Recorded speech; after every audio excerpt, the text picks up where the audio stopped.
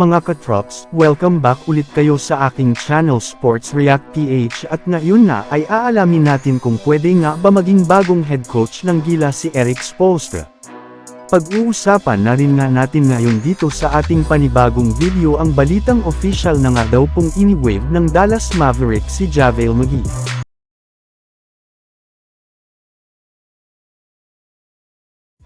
Hanggang ngayon nga mga katrops, ay wala pa ring pagbabago ang Gilas Pilipinas sa FIBA World Cup gayong sa kabila ng mga ginawa nila sa kanilang laro kontra sa Italy ay kinapos pa rin nga sila dito.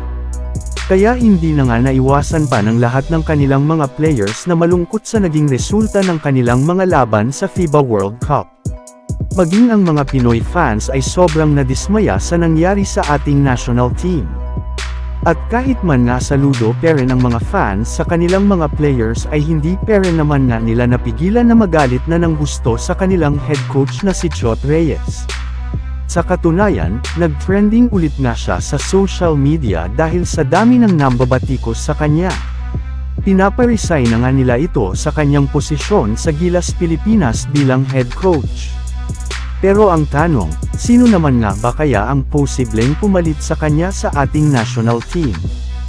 Bali, ayon nga sa majority ng mga fans, dapat na nga daw pong ibalik ng SBP si Tab Baldwin gayong ito lang naman nga nag-iisang karapat dapat na humawak ng Gilas Pilipinas. Yes, panahon na nga daw po upang pabalikan si Tab Baldwin gayong mas kailangan nga po ngayon ng ating national team ng bago at mas maayos na sistema. Bukod rin nga kay Tab Baldwin ay may ilan rin naman ngang nagsuggest dito na si Erik Spoelstra ang gawing bagong head coach gayong as of now nga ay ito ang pinakamagaling na Filipino coach. Ang kaso lang mga katrops, ayon nga sa ilang mga analyst, impossible rin naman nga itong mangyari, gayong bukod sa hindi rin naman ito makakapag-commit sa Gilas Pilipinas ay naging parte rin naman nga siya ng Team USA.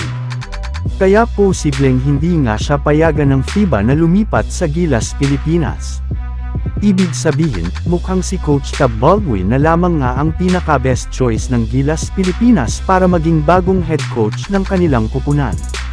Samantala pumunta naman tayo sa ating sunod na pag-uusapan ngayon sa balitang official na nga daw pong in-wave ng Dallas Mavericks si JaVale McGee.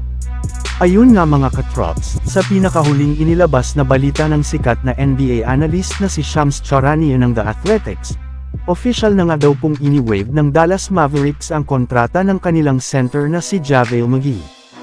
Kaya isa na nga siyang ganap na unrestricted free agent kung saan pwede na nga siyang kunin at papirmahin ng mga teams na interesado sa kanyang serbisyo katulad ng Los Angeles Lakers, Sacramento Kings, at Golden State Warriors.